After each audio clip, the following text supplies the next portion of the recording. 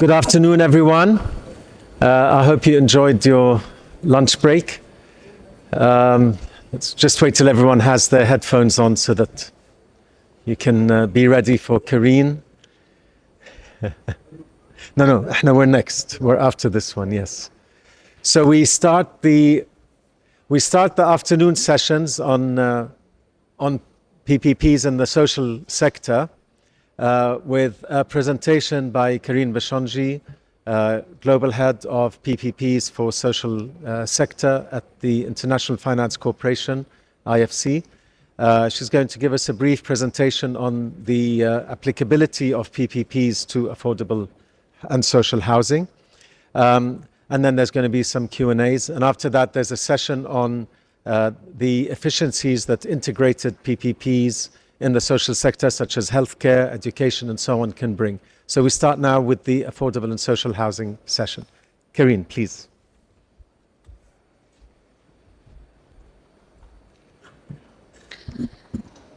So we will have a conversation, but it's my privilege to, I would say, open the topic with a few slides describing a bit if it works, the vocabulary, and also a couple of case studies. You would need to help me.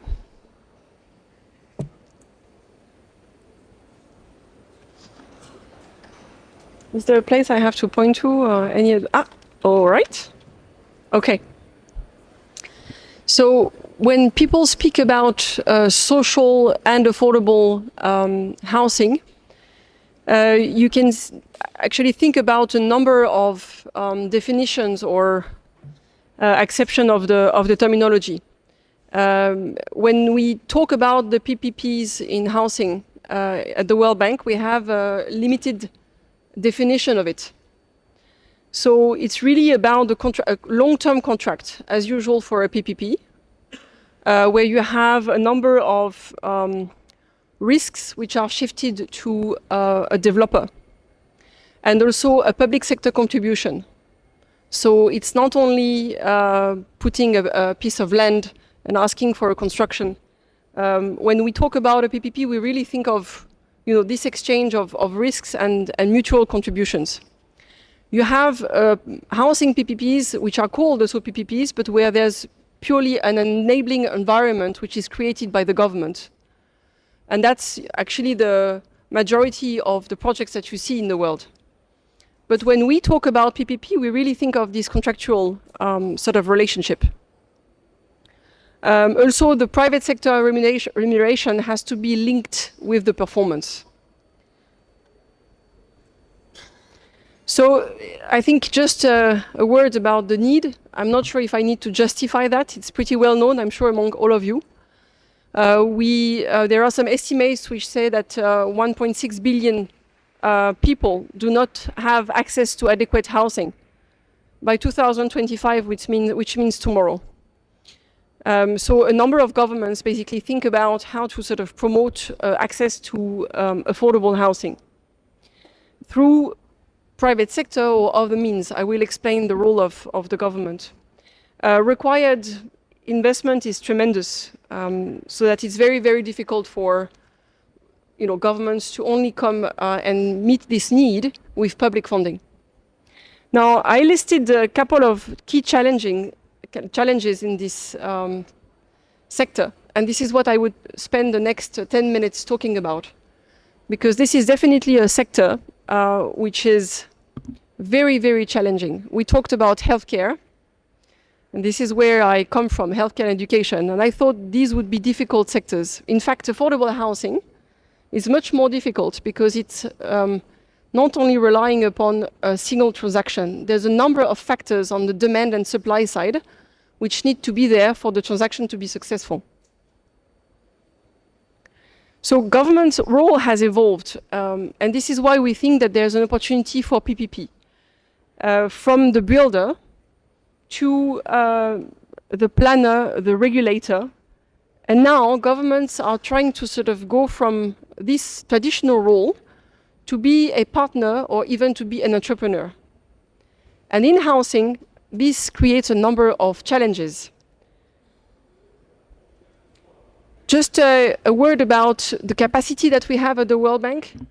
When I talk about the World Bank, I speak about all the institutions under the World Bank, meaning the IEBRD with all the regulatory and policy aspects, and also all the divisions of the IFC, not only the one that I represent, PPP transaction advice, but also the one who finance and also are contributing to finance the financial intermediaries.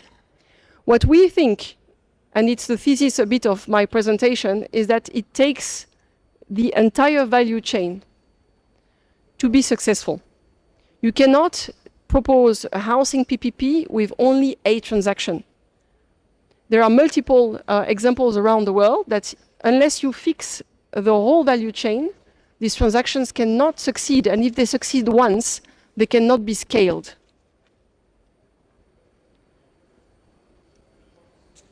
So, allow me the parallel, but it takes a village, or at least a house, to make this happen.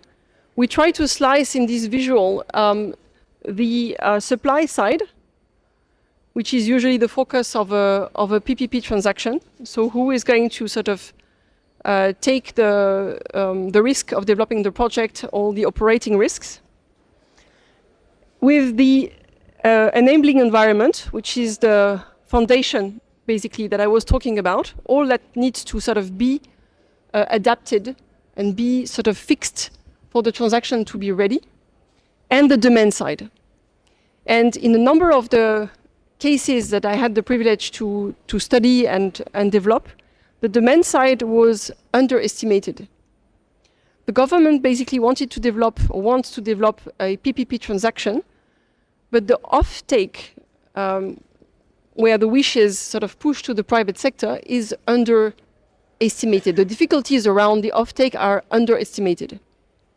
So in a number of cases, we focus on the light blue, try to fix all of the elements there, provided that there's an efficient land administration system, that there's an agreement that the government is going to work on the basic infrastructure and services around the transaction. We focus on trying to find quality developers which will be ready to take this operational risk. But then when the transaction is focused on that, effectively, we forget that for these developers to be successful with such a complex transaction, all the enabling environment has to happen. And it usually takes a number of years for this to be fixed. And also on the demand side, if basically the target segment in affordable housing is not able to access affordable mortgages, if the banks are basically not ready to extend these loans, if the capital markets do not allow for sufficient lending to the developers, if there is no way to develop a rental market.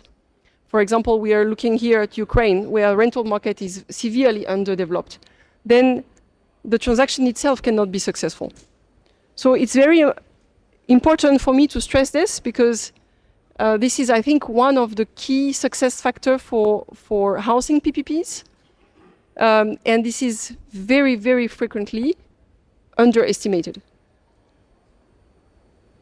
So we have, with the help of the World Bank and a number of housing experts, tried to categorize the different models in housing PPPs, and then to see what type of successful examples do we have under each of these models.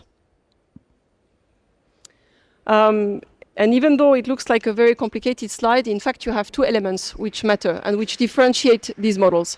Number one is who bears the demand risk, the allocation of the demand risk. You would say that's a common element in PPPs, right? But in fact, in housing, it's much more difficult, because the demand has to find access to financing itself. It's not one off-taker. It's a number of off-takers. Then when you talk about the second element which differentiates these different models, it's the source of funds, the payment structure. So for example, if you take the first one, which is a government being the off-taker and pays basically upon time, a bit like a PFI, right? So the the private partner takes the construction risk, indeed, but then the payment is through annuity or some combination of that. This is the most common model and has been also widespread in developed countries. And usually the land is, in most cases, contributed by the government. I mean, for this model, it's a given, but overall, across the different models. And the trunk infrastructure is also governmental. But in this model, the government also takes on top of that the demand risk, totally. Then makes the allocation of the different units, and sometimes even has an organization which allocates takes over the rental system. So then the question is, where is the PPP element? In fact, this is the most spread case, if you see that. I mean, I'm right now based in a country, Austria, where most of the affordable housing units have been developed through this system. It works very well, but the sort of role devoted to private sector is limited. Now, a number of governments are not happy with this because they would like to shift more risks to the private sector. They would like to see a greater role played by developers and by facility management companies and so forth. So you have the model which we call the mixed develop cross-subsidization, where here what is interesting is that a government tries to mix between affordable and higher income housing. Try to sort of subsidize the affordable segment with a higher income. You see that also in a number of countries. I wanted to mention India because we have also developed a successful one. I will show the Bhubaneswar example, where this has been the case. In fact, what we have seen is that in emerging countries, this model can work. There are, of course, conditions, but it's difficult to scale. If you move to another private offtake, which is usually what governments aim for at the beginning, when they approach, for example, the IFC with a housing project, usually that's the intention. This we found the least number of examples. And my colleagues of the World Bank labeled that as a concept to be proven. So it's a difficult bet. Of course, it has to be taken case by case. But I leave that impression with you. And the last one are these credit-linked schemes. So of course, in my definition, very limited definition of PPP, this wouldn't fit because there is no sort of contractual obligations over years. But this is the most widespread and successful model around the world. So a few case studies. The IFC, we have right now 7 mandates around the world in housing, trying to develop large-scale housing projects. This one is the Bhubaneswar case I mentioned, which is in operation and very successful. And this is basically belonging to the second column, the cross-subsidization model. One case also which is very well known in Brazil, which has been a success, even though 50% of the original plan is still to be developed. So we have published, when I say we as the World Bank, basically, and IFC have published a document about affordable housing, and this is detailed. This case study is detailed and very, very interesting. Edge certification, we were talking about sustainability in housing. That's a very important element, obviously. Naivasha project in Kenya. So as I said, this one is, the offtake is on the private side. Again, this concept is more difficult and yet to be proven, but a very interesting case also. Fiji affordable housing, which is hopefully going very soon for tender.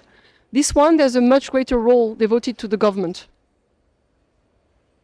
With VGF, annuity, the O&M also paid to the developer, and only the commercial segment being sort of pushed to private sector risk.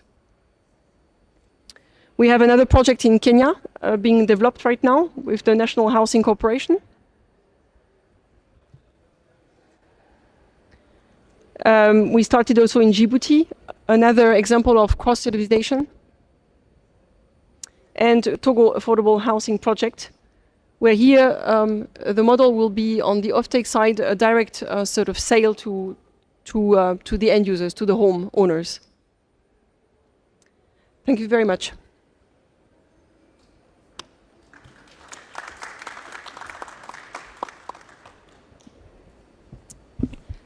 Now let me turn to my esteemed panelists who will have their own views.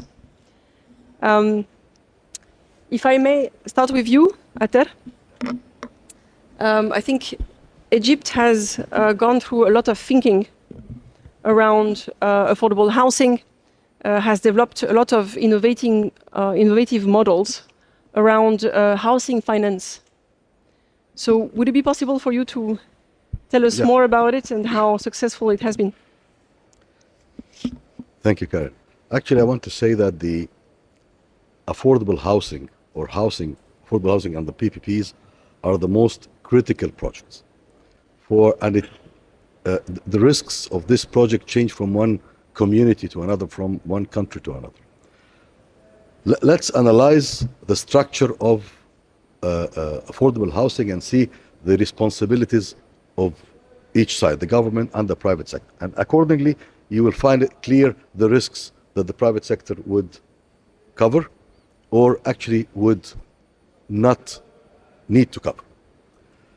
The private sector should finance, design, finance, build, okay, and make the housing available for the users, okay? And after that, you have to maintain and operate this communities or this compounds or whatever for a period of time where he have to retain back all his investments and his OPEX and all the things.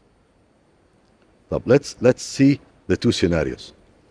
Either the users of this or the customers of this affordable housing, either they are coming from slums where the government wants to remove, or they are new youngsters who are establishing or developing a new family.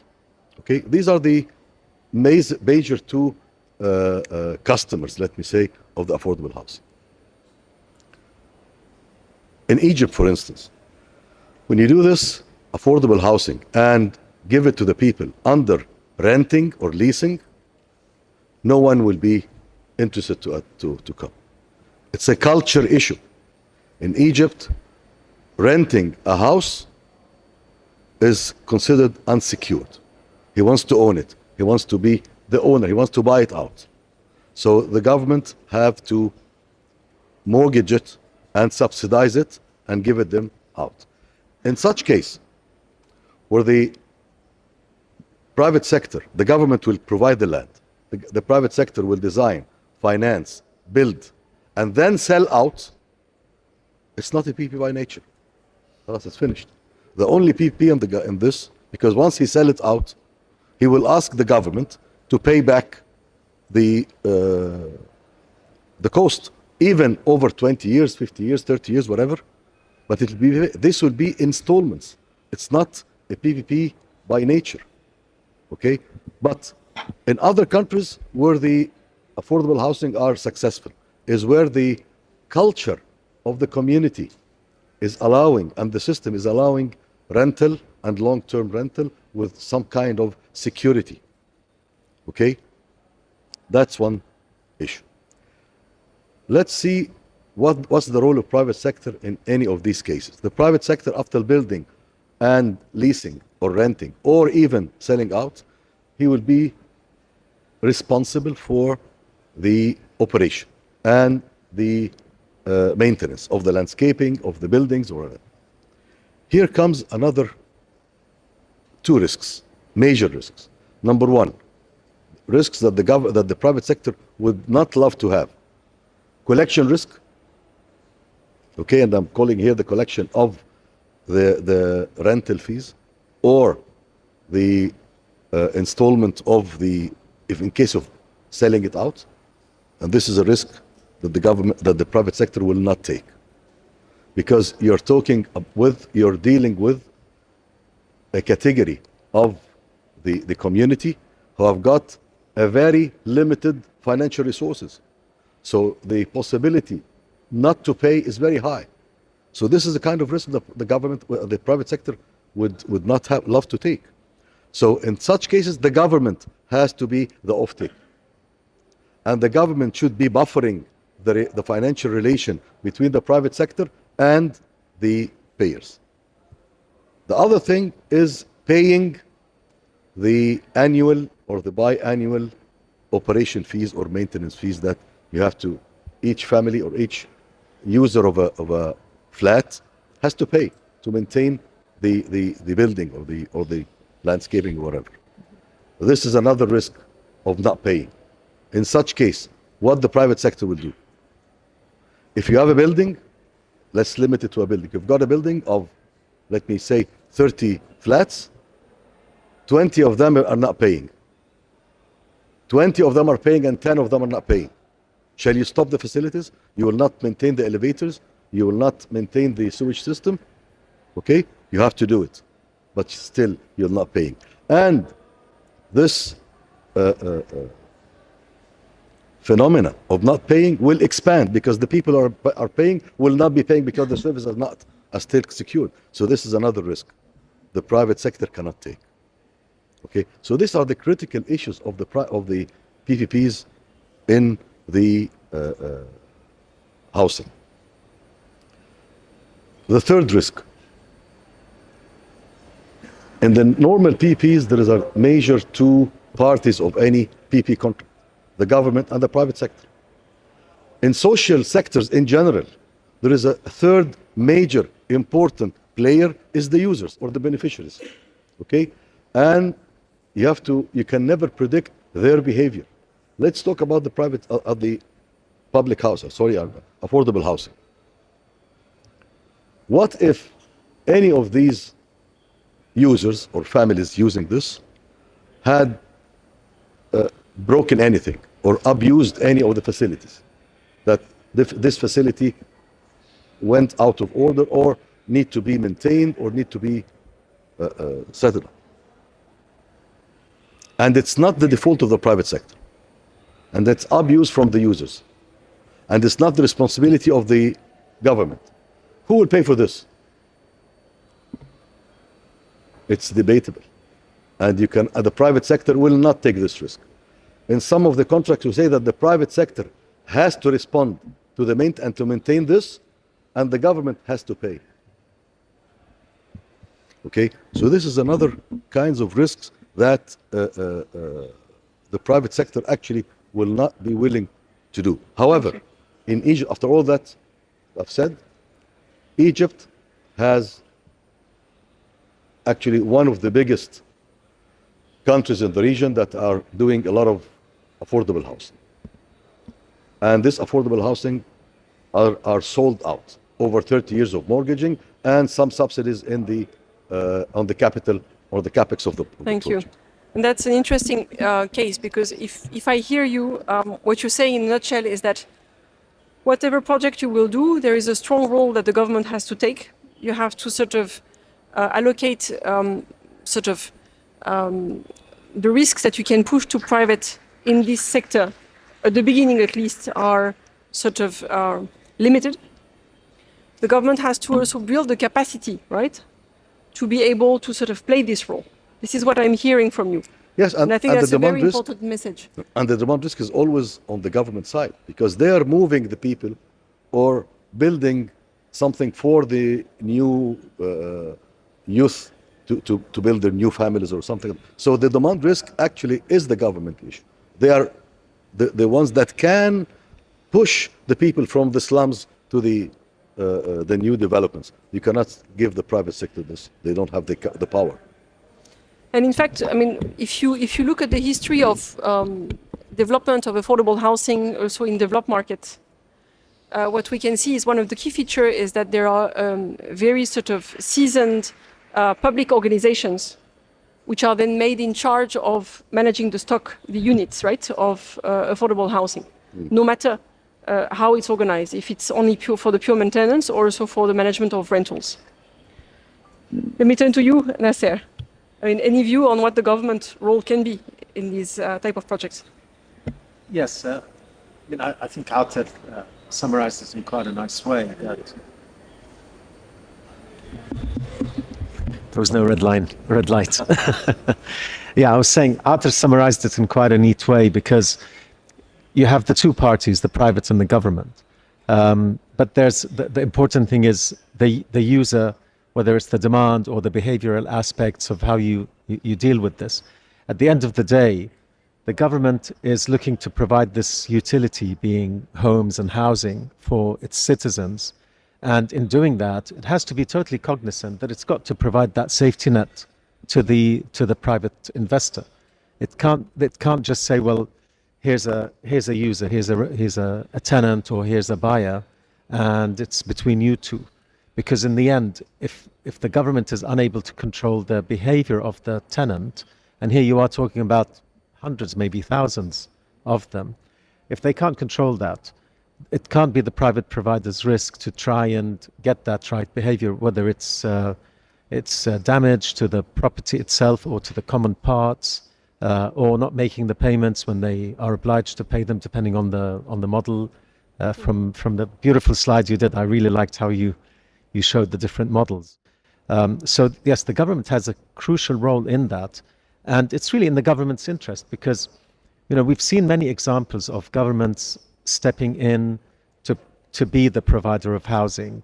Council housing in the UK, for example, especially post-World War II, was very prevalent, and it ended up with there were good solutions, of course, to house people, but in the end, there were issues with maintenance, there were issues with the systems construction, there were all sorts of issues that surfaced up. And in the end, the Conservative government came in and essentially allowed people to buy their properties. So the government role itself cannot be that successful on its own, and bringing the private sector in to take that role in a very kind of controlled and structured way can be very beneficial. I'm delighted to hear of the several examples that you showed across. Just kind of to extend on that, in the developed countries, I remember having meetings with the Hong Kong Housing Authority or Association, I can't remember, the Hong Kong, and they have very strict rules about how they do this, and of course it's they're meeting a different need to the projects that you've shown. In the region here, in the GCC, we have seen examples of housing projects. You can't necessarily call them social or affordable, but some of them are done by like Ministry of Defense in Saudi, but also the oil company Aramco has done housing and so on, and they're using quite similar principles to the ones that you've shown. So I think there's a lot of applicability of these models actually in let's say the wealthier countries, as a way to get the private sector involved in something that traditionally would have been done by government. Thank you, and thanks for stressing also the target segment of these projects, because indeed, when the sort of intention is to shift more risks to the private sector, you see also suddenly the target segment shifting, where the projects would rather sort of usually for such projects target a lower segment. When the risks are shifted to private sector, suddenly the request is to move towards the middle class and limit basically the social affordable element. So it all depends upon the objectives, obviously. Atter, you mentioned also the very successful Egyptian scheme. And I remember listening to Her Excellency the Minister talking about the work with the financial institutions. Actually, Egypt, as I just mentioned, that it's one of the countries that have already a lot of affordable housing, okay? Even with all these risks that I've just mentioned, but under a different structure. It's not a PPP per se. However, the government is taking most of the risks, and the private sector here is to build. The government is paying under financing scheme to the private sector, and the public sector, and the private sector in this case is only responsible for the major maintenance, the sewage system and all the things, not related to the unit itself in the building, and the landscaping and all this cleaning and issues in the compound or on this bigger facility. And we're expanding in this. And these units are sold out to the tenants or to the users over a 30 years mortgage scheme with some subsidy from the government in the initial down payment. The role of you can never put the private sector in direct interface with the users. It will be a disaster. And this what happened in a very early stage, and actually it was immediately changed that the government is buffering the relation of the private sector and the tenants or the users, because after that the government normally steps out and leave them together, and this is a very dangerous issue. So the model that we have in Egypt, it's not a standard traditional PP. The private sector here is basically, after building, is responsible for the O&M with a very clear, strict responsibilities, and any violations, let me say, or vandalism, as they call it sometimes, is not the responsibility of the private sector. Thank you very much. So we've been allocated some 30 minutes or so to cover this very, very complex subject. I hope we sort of raised your interest in this. And I think I will then hand over to Nasser for the next panel. Thank you very much. Thank you so much, Karine. Thank you so much, Atter.